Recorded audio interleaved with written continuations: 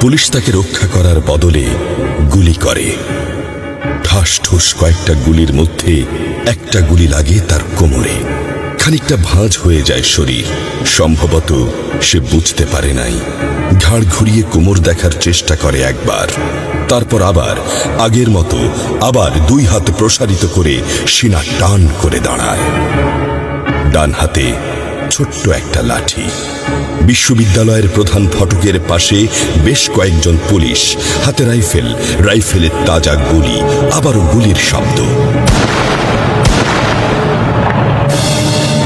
পরে গুলিটা কোথায় লাগলো বোঝা গেল না।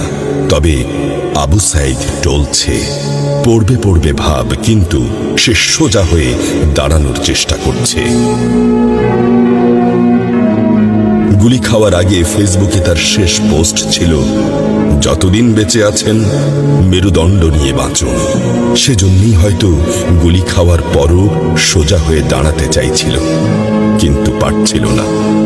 আবু সাইদের মেরুদণ্ড সোজা থাকলেও শরীরটা মাটির দিকে ক্রমশ ঝুলে পড়ছিল। সবুজ জামা পরা বন্ধু এগিয়ে আসে, পুলিশের গুলির ভয় ডর পাশে রেখে আবু সাইদকে ধরে। আরো দু একজন আসে, আবু সাইদকে হাসপাতালে নিতে হবে।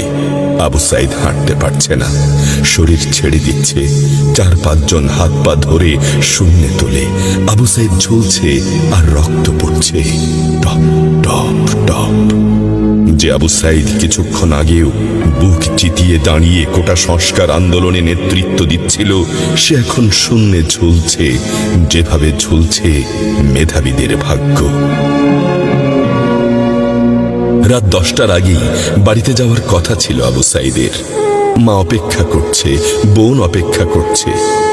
তখনও তারা জানে না আবু সাইদের মৃত্যু সার্টিফিকেট লিখছে কর্তব্যরত doctor.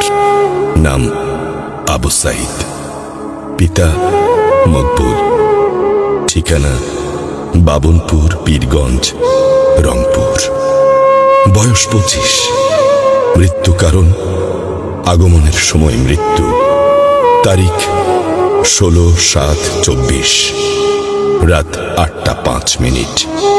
Serial number 240434, Rangpur medical college হাসপাতাল।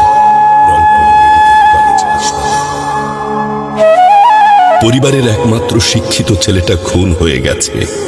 মা যখন জানল দুনিয়া কি আর ঠিক আছে তার কাছে, বিলাপ করে বলে, আমার ছেলেরে চাকরি না দিবি না দে, গুলি করলো কেন? বোন সুমি আর্তনাদ করে বলে, 3টা গুলি কেন আমারে করলো না, কেন আমারে করলো না? আবু সাইদ ফেসবুকে আরো লিখেছিল, যদি আজ শহীদ হই তবে আমার নিথর দেহটা রাজপথে ফেলে রাখবেন। ছাত্র সমাজ যখন বিজয় মিছিল নিয়ে ঘরে ফিরবে, তখন আমাকেও বিজয়ী ঘোষণা করে দাফন করবেন। একজন পরাজিতের লাশ